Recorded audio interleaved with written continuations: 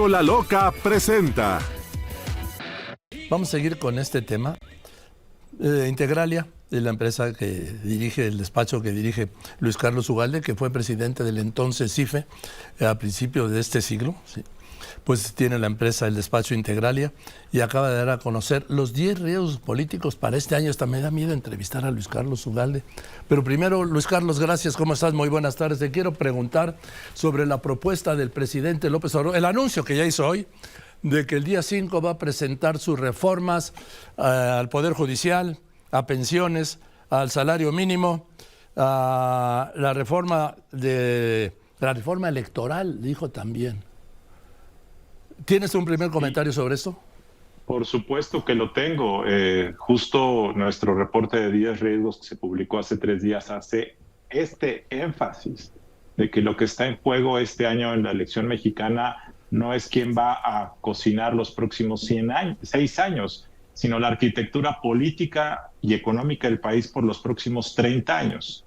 Y lo que el presidente hoy propuso, sobre todo en el tema judicial de la reforma a la Corte y la reforma al INE, claramente modificarían sustancialmente la naturaleza de la democracia mexicana.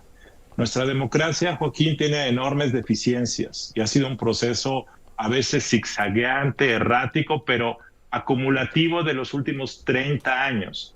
Y esta propuesta de politizar a la Corte y de cambiar la naturaleza del INE, claramente nos dejaría sin el contrapeso del Poder Judicial y sin la capacidad de tener una institución que organice elecciones confiables. Lo que el presidente quiere hacer son 2 cosas. Una es campaña activa a favor del voto masivo por Morena, el llamado Plan C. Y esta propuesta le va a permitir en los próximos 3-4 meses hablar a favor de estas reformas, decir que se requiere el voto de la gente y ser el vocero de la campaña de Claudia Sheinbaum. El jefe. Por otra parte, si obtiene los votos, López Obrador va a hacer estas reformas en el último mes de su mandato, en septiembre. López Obrador no va a ser como Peña Nieto, que se fue 5 meses antes a descansar, ni como otros presidentes que gradualmente van bajando el volumen de su administración para dar pie a la sucesión. Él va a estar hasta el último día de manera muy activa para garantizar su legado.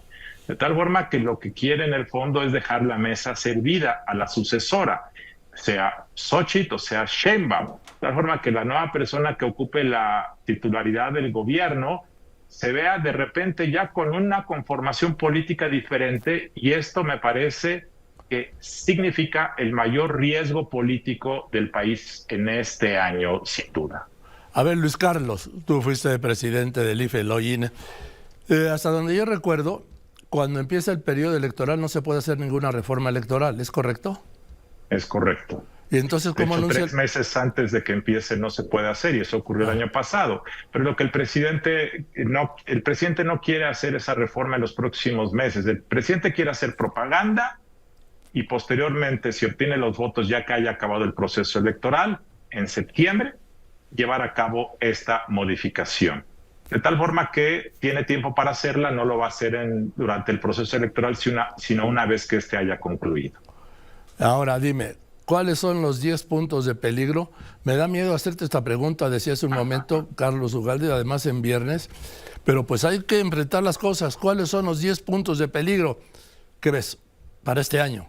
Mira, el primero es la captura de la Corte, que ya comentamos, sí. Y aquí hay un problema mayor, que es que aunque no tuviera los números Morena para tener la mayoría calificada, y nosotros en Integralia vemos que es muy difícil que el oficialismo pueda obtener una mayoría calificada, el hecho es que a través del nombramiento de un ministro adicional que ocurrirá a fines de este año, en diciembre, el gobierno podría apropiarse de la Corte. ¿Por qué, Joaquín? Porque en este momento hay 3 ministras que presuntamente son parte de la influencia del gobierno, sobre todo Lenia Batres, pero las otras 2, Yasmín Esquivel y Loreta Ortiz, han mostrado sistemáticamente votar para proteger los intereses del gobierno.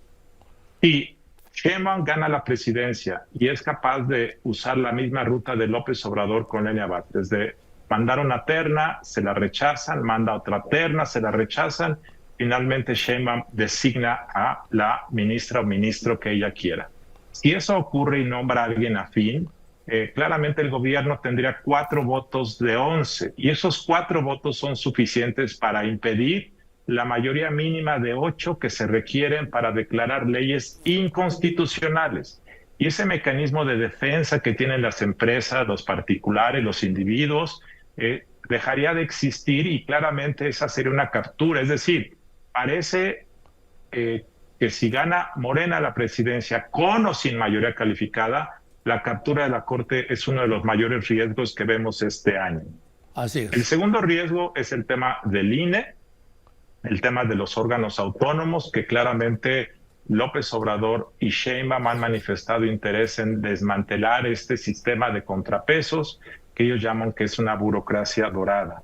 El tercer tema muy importante, Joaquín, que no es de este gobierno, sino que se ha gestado en los últimos 20 años, es el tema del crimen organizado que aprovecha las elecciones para expandir sus tentáculos territoriales. Ojo, ya no es el problema de las atrocidades, las masacres, que son un problema, por supuesto, ya no es el tema de los homicidios. Aquí es un tema del control territorial e incluso, yo te diría algo más, la rectoría económica que en ocasiones ejercen grupos del crimen organizado en algunas zonas del país, en donde ya no solamente controlan la policía municipal, las rutas de trasiego, sino cada vez más regulan la venta de cerveza, de cigarros, son constructores de obra pública, son los únicos vendedores de materiales de construcción, piden derecho de piso al propio gobierno local. Esto se acrecienta en época electoral. Hay muchas regiones del país que si tú quieres ser candidato a regidor o a presidente municipal tienes que pedir permiso. Y este es un problema que nos está llevando a poner en riesgo la sobrevivencia del Estado democrático. Y es un elefante blanco, Joaquín, del cual nadie habla. Todos hablan de los ejecutados, de las atrocidades, pero este que es el sometimiento silencioso de territorios del país, a veces de manera entusiasta por las poblaciones, a veces de manera resignada, es una realidad que nosotros detectamos como un riesgo. El cuarto riesgo que detectamos es la militarización del país, que se va a mantener, se va a continuar. A lo mejor el nuevo gobierno puede graduarla, puede bajarle el volumen, pero el nivel de presupuesto de las Fuerzas Armadas, su empoderamiento político, sus funciones que antes llevaban a cabo civiles son tan amplias que este es un riesgo por 2 razones. Uno, porque no se resuelve el tema de la inseguridad con una Guardia Nacional militarizada. Y segundo, porque estamos gestando la corrupción desde adentro de las Fuerzas Armadas. El quinto riesgo, Joaquín, que detectamos es Donald Trump. Donald Trump no solo es un riesgo para México, es un riesgo para la civilización del planeta.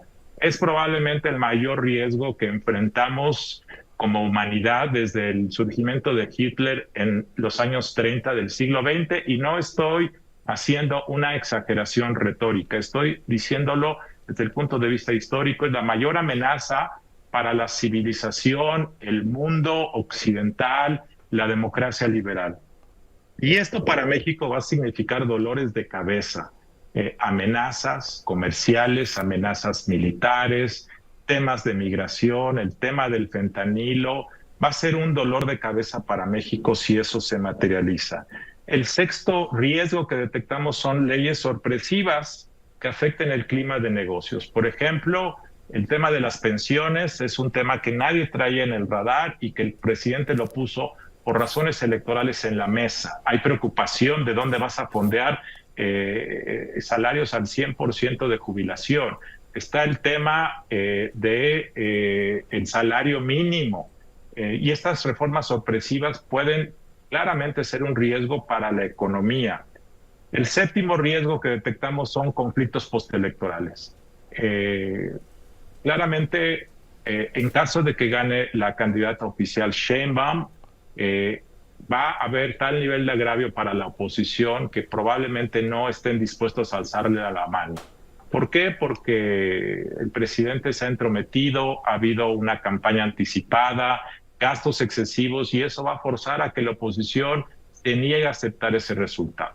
Por otra parte, si ganara la oposición, el presidente va a rechazar el resultado. Entonces, hay el riesgo de que tengamos un verano litigioso en materia electoral y eso puede generar nerviosismo.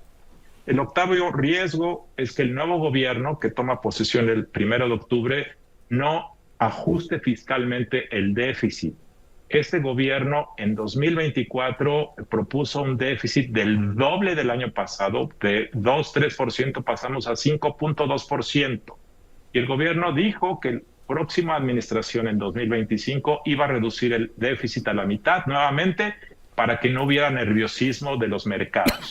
Sin embargo, nosotros en Integralia vemos difícil que un nuevo gobierno quiera reducir el gasto en el primer año de gobierno, y si entonces el gobierno mantiene un déficit fiscal de más del 5%, va a empezar a haber temor de la salud fiscal en México. El noveno riesgo, penúltimo riesgo, es la corrupción. Sentimos que esta es una de las promesas que no se han cumplido por parte del gobierno, y además en año electoral con campañas tan caras, donde terminan gobiernos, el incentivo para que aumente la corrupción cuando además no hay controles, es un problema que afecta a los negocios, distorsiona el funcionamiento de los gobiernos en todo el país. Y finalmente, el décimo riesgo. Si gana el oficialismo y pierde la oposición, va a haber una sensación de orfandad en la oposición, y ese sentido de orfandad es el mejor caldo de cultivo para el transfugismo, que consiste básicamente en que aquellos diputados de oposición que se quedan en una situación como de ¿y ahora qué hago aquí en este bar que ya no tiene cerveza? Mejor me paso al de enfrente que vende cerveza y regala tequila. Y el transfugismo puede debilitar a la oposición, y creo que para una democracia lo mejor siempre es que haya balance. Y esa orfandad política puede debilitar aún más el sistema de partidos y fortalecer una hegemonía. Y esos son, grosso modo, los 10 riesgos que presentó Integralia esta semana. Coincido en los 10 puntos que has expuesto, Luis Carlos. Agregaría uno, si me permites, que de ganar el oficialismo tenga la mayoría calificada en el Congreso. Sin duda, ese es un riesgo que puede derivar en la captura de la Corte, la desaparición del INE, entre otros. Ahora, quiero también decir que a la par de estos riesgos, nosotros somos una empresa de riesgo político porque a nuestros clientes les interesa saber dónde están los problemas de operación de empresas e inversiones, pero a la par hay que decirlo, este país, cuando tú lo ves comparativamente en la región, se ve bien, hay un gran apetito, hay la creencia de que la economía va como una locomotora, de que hay grandes oportunidades, o sea, hay un gran entusiasmo, y además los consumidores están en un récord de confianza en la economía, el ánimo social es bueno. Entonces hay que decir eso para que no parezca que somos parte de la industria del catastrofismo. Hay un país que luce bien, que tiene muchas expectativas de crecimiento, y la gente afuera en las calles, mayormente un 60% está optimista. Pero por otra parte está estos riesgos que señalo, que pueden ser muy peligrosos para el futuro político y democrático del país. Gracias, Luis Carlos. Te aprecio mucho. Gracias, Joaquín. Que me hayas aceptado esta llamada y te mando un saludo. Feliz año. Muy buenas tardes, igualmente, Joaquín. Buenas tardes, Luis Carlos Ugalde, director de Integralia, con los 10 riesgos que apunta que él ve posibles para este año de 2024. Posibles. Con la Loca presentó